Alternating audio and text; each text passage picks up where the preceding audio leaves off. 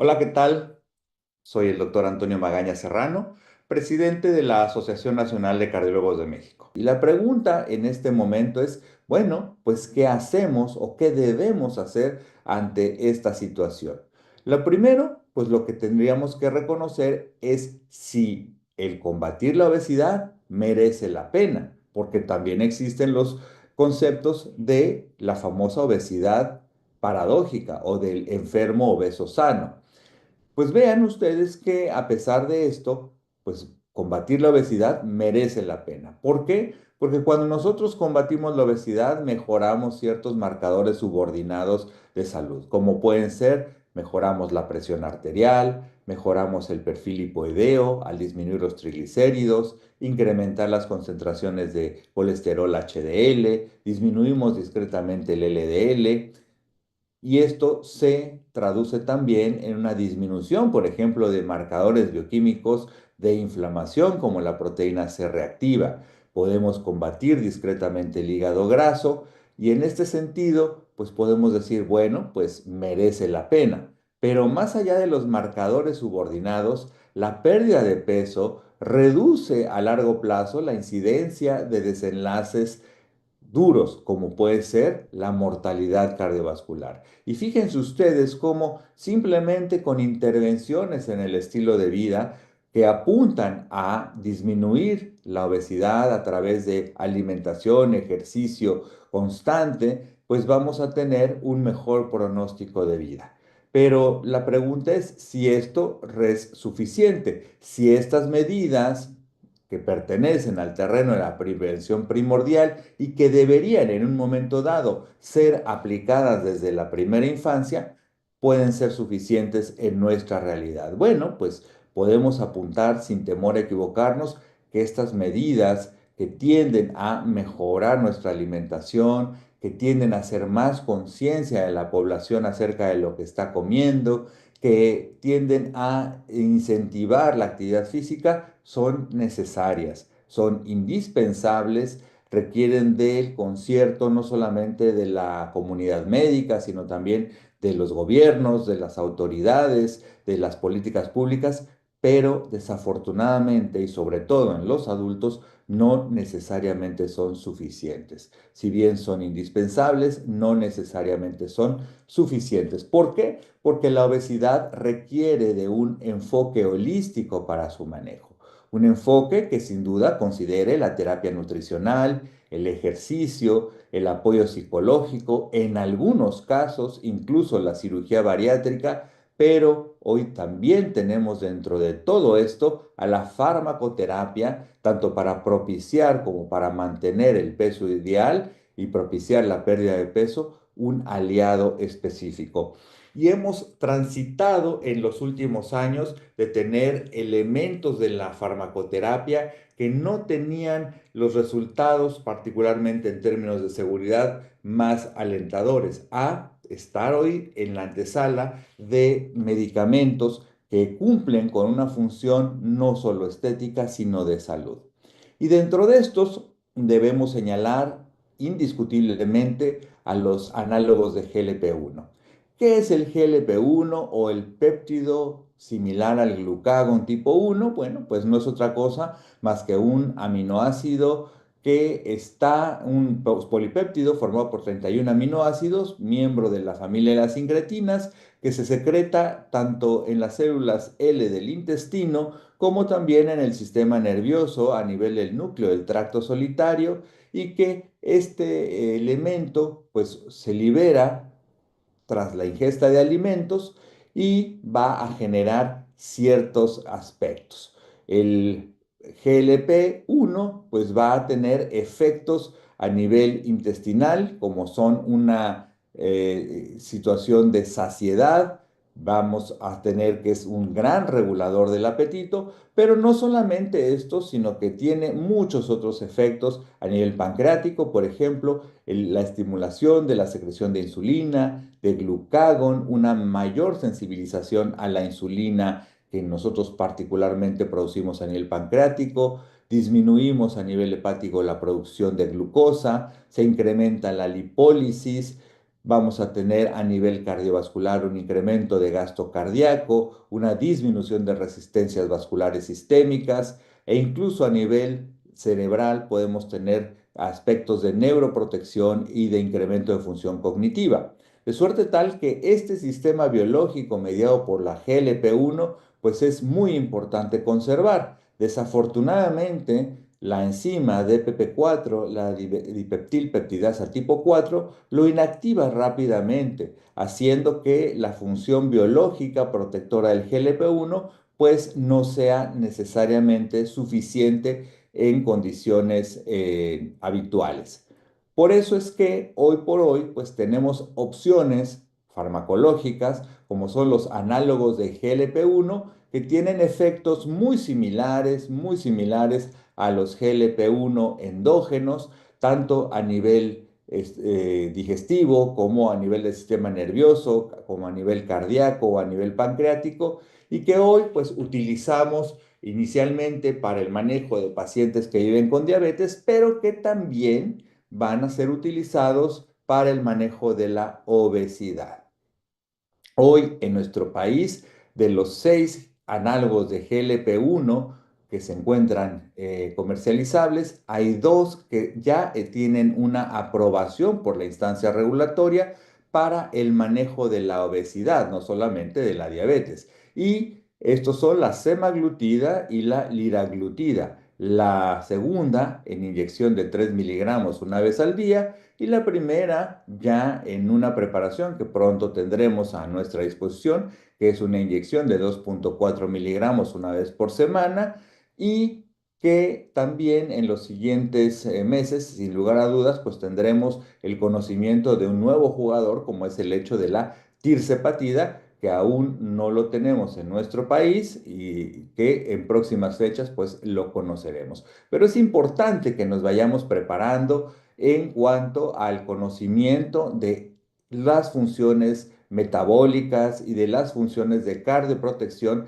de estos medicamentos que hoy ya utilizamos todas y todos nosotros en el manejo de situaciones como la diabetes tipo 2.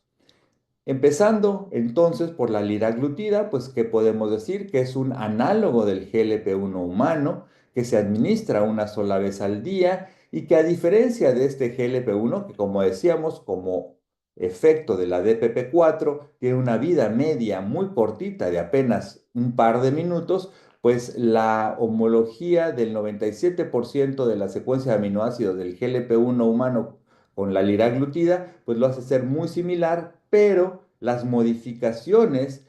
en las ciertas posiciones de aminoácidos han hecho que la semivida terminal sea prolongada, porque es un producto resistente a la degradación de la DPP4. Es decir, logramos con la liraglutida saltar el freno que teníamos con los GLP-1 endógenos humanos de la destrucción rápida por DPP4 y por lo tanto, pues incrementamos el tiempo en el que estos medicamentos pues van a hacer efecto. Un poco lo que sucede con fármacos como el sacubitrilo valsartán, en donde el sacubitrilo, esta prodroga, va a inactivar a la neprilicina, que es la enzima responsable de inactivar a los péptidos natriuréticos. Entonces, en el caso específico de la liraglutida, un ambicioso programa de ensayos clínicos denominado SCALE en pacientes con obesidad, con prediabetes, con diabetes, con apnea del sueño y obesidad, pues nos han demostrado ciertos beneficios muy relevantes. La primera es que estos medicamentos indiscutiblemente nos ayudan a perder el peso entre un 6 y a un 8% de peso corporal total en ensayos fase 3A son responsables de el uso de liraglutida en dosis hasta de 3 miligramos al día. Y esto es algo muy importante porque cuando hablamos de una persona con un índice de masa corporal por arriba de 30 o en términos absolutos, por ejemplo, una persona que tiene 90 kilos de peso, 100 kilos de peso, pues el hecho de perder alrededor de 9, 10 kilos y mantenernos en ese peso que se ha perdido es algo muy importante. Pero no solamente es importante en términos del cambio en el peso corporal, sino que también es importante el empleo de estos fármacos en otras circunstancias. Por ejemplo, en el sentido de que con su empleo se ha reducido hasta en un 80%, y esto quiero recalcarlo, 80% el riesgo de desarrollar diabetes tipo 2 en el mediano plazo. Y esto es algo que no habíamos visto hasta la fecha con ningún medicamento actual. Adicionalmente, la liraglutida, por ejemplo, ha condicionado también una mejoría en ciertos parámetros como son la disminución de la presión arterial, particularmente la presión arterial sistólica comparada con el placebo, y también la regularización de la frecuencia cardíaca, lo cual es muy importante para nosotros como cardiólogos, es fundamental dentro del manejo de los pacientes. Es importante señalar que ha coadyuvado a mejorar el perfil lipoideo, particularmente en lo que se refiere a la pérdida de colesterol total y sobre todo a la pérdida de triglicéridos, que es una situación sumamente importante porque hoy lo que encontramos particularmente en el mexicano es una dislipidemia heterogénica caracterizada por una disminución de HDL y un incremento en triglicéridos en sangre. Y vean ustedes qué sucede cuando nosotros utilizamos liraglutida, como lo han demostrado los estudios SCALE, un incremento en HDL, una disminución de triglicéridos que son indiscutiblemente un objetivo terapéutico a perseguir. Si hablamos de marcadores bioquímicos de inflamación, también vean ustedes cómo la PCR ultrasensible pues disminuye significativamente con el empleo de este medicamento. Y en términos generales, pues la seguridad de el empleo de estos fármacos es bastante aceptable. Si bien muchos de los pacientes en forma inicial pueden tener algún efecto gastrointestinal, pues estos son habitualmente ligeros o moderados y se van disminuyendo con el tiempo. ¿Qué nos enseñaron los estudios Scale en términos de seguridad? Pues que comparativamente con el placebo son fármacos seguros, si bien había en ese momento alguna situación ahí relacionada a neoplasias de mama, que vamos a ver en algunas láminas más adelante, como este warning o esta alarma transitoria pues se ha ido desimpactando. Pero hasta el momento, pues lo que hemos señalado son, sin lugar a dudas, solamente algunos desenlaces subordinados. Lo que en realidad nos importaría es el disminuir los desenlaces graves, los desenlaces duros, como son la muerte cardiovascular, los infartos del miocardio, los episodios o eventos cerebrovasculares que constituyen el famoso MACE de 3 puntos, así como ciertos componentes secundarios que hoy estudiamos, como son en el MACE extendido las hospitalizaciones por falla cardíaca o la revascularización miocárdica. En este sentido, siguiendo la historia, pues los medicamentos que pertenecen a esta clase van a darnos información también relevante respecto a que los análogos de GLP-1 pues disminuyen desenlaces duros. Y dentro de todos estos estudios, quizás el estudio líder, o liraglutida también, es el que más enseñanzas nos ha señalado. En este estudio, que involucra a más de 9,000 pacientes con diabetes tipo 2, con una hemoglobina glicada por arriba de 7, en donde se compara el placebo más el estándar de cuidado para el manejo de la diabetes contra la liraglutida y el estándar de cuidado, en este caso liraglutida hasta una dosis de 1,8 miligramos todos los días, pues vamos a encontrar que en pacientes en donde vean ustedes el promedio de peso era de más de 90 kilos y de índice de masa corporal de más de 30 kilogramos por metro cuadrado, pues la liraglutida disminuyó hasta en 13% la razón de riesgo del MACE de 3 puntos, conformado por muerte cardiovascular, infarto del miocardio no fatal o EBC no fatal. Es decir, también existe evidencia que más allá de la pérdida de peso, podemos aspirar a mejorar el pronóstico de vida de los pacientes. Y si hablamos específicamente del pronóstico de la vida, de la sobrevida, pues encontramos una disminución de hasta el 22% de la razón de riesgo para muerte cardiovascular a favor de la liraglutida. ¿Cuáles son los efectos sobre el sistema cardiovascular y cómo en un momento dado podríamos nosotros explicar estos fenómenos y estos resultados a través del uso sistematizado de análogos de GLP-1? Bueno, pues podemos encontrar diversos mecanismos propuestos, como son una mejoría de la función endotelial, disminución de las sobrecargas hemodinámicas, un incremento de la diuresis y natriuresis, una disminución de la inflamación sistémica, una disminución de la agregación plaquetaria y por lo tanto de los perfiles protrombóticos y también un incremento en la estabilidad de la placa aterosclerosa.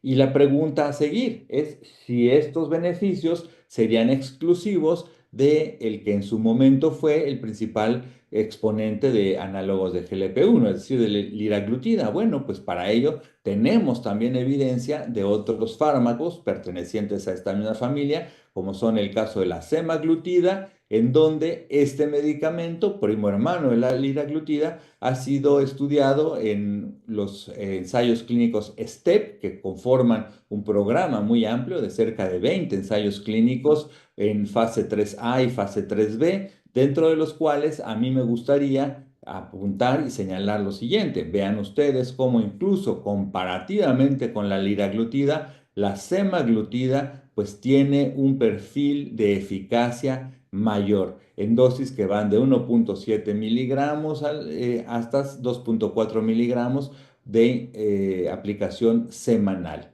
Entonces, aquí nosotros vamos a encontrar que no es exclusivo el beneficio a uno de estos medicamentos, sino que también se puede extender a otros medicamentos de esta familia. Al igual que con la liraglutida, pues vamos a encontrar que la semaglutida va a disminuir la circunferencia de la cintura, la presión arterial sistólica, la proteína C reactiva como un reactante de fase aguda y un marcador bioquímico de inflamación sistémica. Y si hablamos específicamente de lo que mencionaba de una manera muy rápida hace unos minutos acerca de la insuficiencia cardíaca con fracción de expulsión preservada, pues hay dos estudios que forman parte de estos STEP, que son el STEP-HFpEF y el STEP-HFpEF diabetes, en donde en poblaciones con insuficiencia cardíaca, con una fracción de expulsión de 50% en adelante, con obesidad y con o sin diabetes mellitus, pues el uso de este medicamento pues se ha estudiado para definir si hay beneficios en cuestión de la morbilidad de estos pacientes, particularmente al explorar la capacidad física, la reducción de peso, los marcadores de inflamación y la sintomatología. Como decíamos, son pacientes con insuficiencia cardíaca, con fracción de expulsión preservada, con obesidad y que pueden o no tener diabetes. ¿Y qué sucede? Pues si hablamos particularmente de el endpoint primario, como es el cambio en el peso, vamos a observar sin lugar a dudas una disminución temprana, significativa y permanente del peso corporal que se asocia también en un incremento de la calidad de vida medida a través de instrumentos clinimétricos como es el cuestionario de Kansas City, que hoy por hoy es el estándar de oro para definir la calidad de vida en pacientes con falla cardíaca y un incremento muy significativo de la capacidad funcional a través de la caminata de 6 minutos, que es también el gold estándar en falla cardíaca con fracción de expulsión preservada para estimar la capacidad funcional. Y esto que observamos en los pacientes sin diabetes, pues lo observamos también de una manera prácticamente en espejo en pacientes con falla cardíaca, con fracción de expulsión preservada, con obesidad y con diabetes. Vean ustedes cómo los beneficios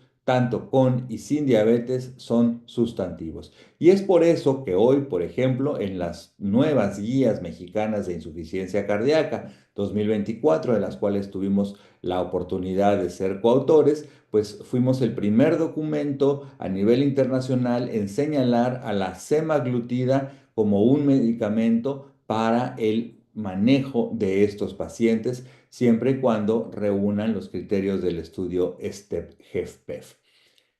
Y si hablamos particularmente de estos fármacos, pues hoy también tenemos otro, como es la tirzepatida, que recientemente el estudio Summit ha demostrado no solo una mejoría en términos de la calidad de vida, sino también de la morbimortalidad de los enfermos, reforzando pues nuestro conocimiento y definiendo que los análogos de GLP-1 pues son una herramienta particularmente poderosa para lograr no solamente la disminución de peso en una población muy vulnerable, sino también mejorar la morbimortalidad en esta. ¿Hay algo más en el horizonte? Bueno, ya prácticamente para terminar esta charla, pues yo quisiera apuntar a un estudio muy interesante que es el estudio SELECT, en donde en pacientes con obesidad, con muy alto riesgo cardiovascular, definido como antecedente de infarto, EBC o con enfermedad arterial periférica sintomática, pues el uso de la semaglutida 2.4 miligramos una vez por semana, pues era capaz de reducir el MACE de 3 puntos frente al placebo. En este caso, pues teníamos que demostrar que la semaglutida en una población obesa de muy alto riesgo disminuía la posibilidad de tener enfermedad como infarto no fatal, EBC no fatal y muerte cardiovascular. Este es a grandes rasgos el flujo del estudio y lo que observamos pues es mucho de lo que hemos venido platicando: disminución muy temprana y sostenida del peso corporal, un cambio muy importante de la circunferencia abdominal a lo largo del tiempo, que hoy es un factor o una medida subordinada de disminución de adiposidad visceral, una disminución significativa en comparación con el placebo de la hemoglobina glicada y mejoría del perfil de glucemia, pero lo más importante, una reducción de hasta 20% de la tasa de riesgo de el MACE de 3 puntos, y esto vean ustedes desde los primeros 2 meses de aplicación y durante todo el seguimiento del estudio, que se fue prácticamente hasta 48 meses desde la aleatorización de los pacientes. Con una media de seguimiento de 40 meses, vamos a encontrar que los tres componentes del MACE, muerte de causa cardiovascular, infarto y accidente cerebrovascular no fatales, fueron impactados de manera positiva por el uso de este medicamento. Y si hablamos particularmente de la incidencia de nuevos casos de insuficiencia cardíaca, la reducción de la razón de riesgo a favor de la semaglutida fue de hasta 18%. De tal suerte que hoy tenemos un nuevo componente que nos va a ayudar en esta población con obesidad, con alto riesgo, a que vivan más y que vivan mejor.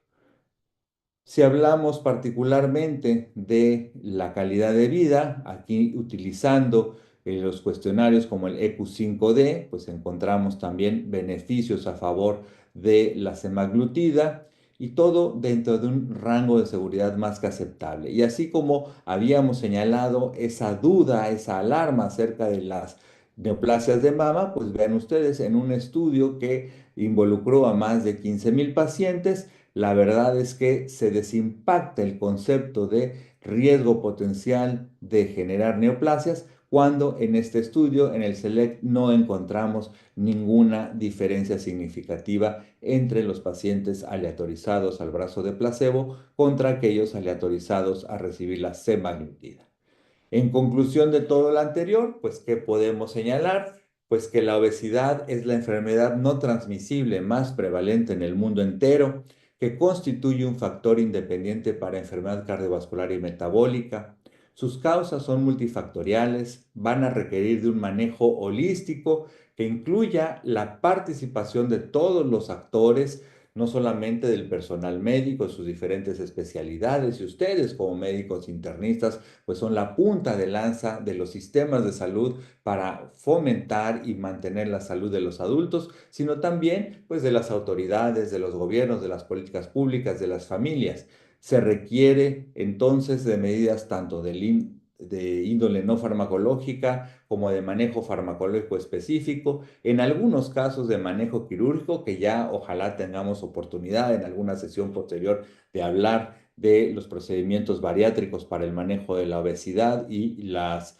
consecuencias de estas. Y que bueno, hoy por hoy, si hablamos particularmente del manejo farmacológico, encontraremos en los agonistas de GLP-1, particularmente en la liraglutida, la semaglutida, y esperemos en los próximos meses tener más información acerca de tirzepatida, evidencia no solamente de que son fármacos eficaces y seguros para reducir y controlar el peso, sino también para disminuir tanto desenlaces subordinados como MACE en pacientes con obesidad. Por eso es que les invito a formar con todos nosotros pues un frente común en contra de este importantísimo problema de salud y sin lugar a dudas el buen juez por su casa empieza poder desde nosotros como personal de salud mantenernos en las mejores condiciones para llevar esa mejoría de un estilo de vida, de un uso racional de medicamentos hacia nuestros pacientes y mejorar su condición, su calidad de vida y su pronóstico. Muchísimas gracias.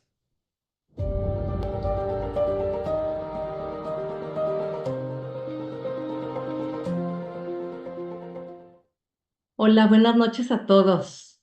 ¿Cómo están? Muchas gracias por conectarse y por acompañarnos a otra sesión semanal del colegio.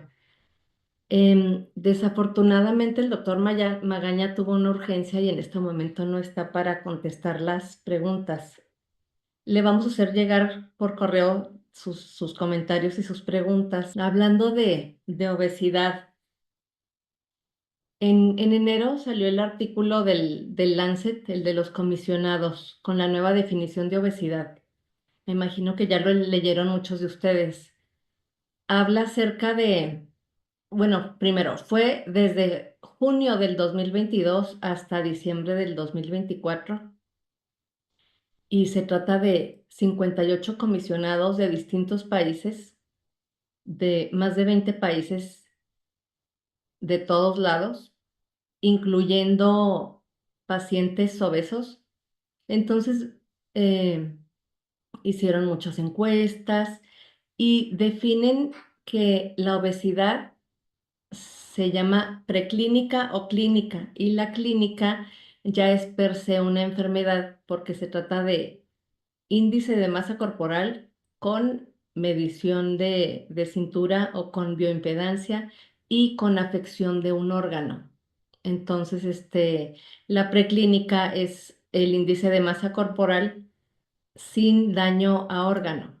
Aparte en la clínica, que es la nueva definición, debe haber sintomatología, por ejemplo, que no puedan realizar sus actividades diarias como que haya disnea, ¿no? Que haya alguna molestia al preparar la comida, al bañarse. Entonces, ya no lo están mencionando nada más como un factor de riesgo, sino como una entidad nosológica per se. Muy interesante. Está en el Lancet, está disponible y para quien guste el artículo, les voy a poner el correo, se los puedo enviar con todo gusto. Que tengan una muy buena noche. Nos vemos el próximo miércoles.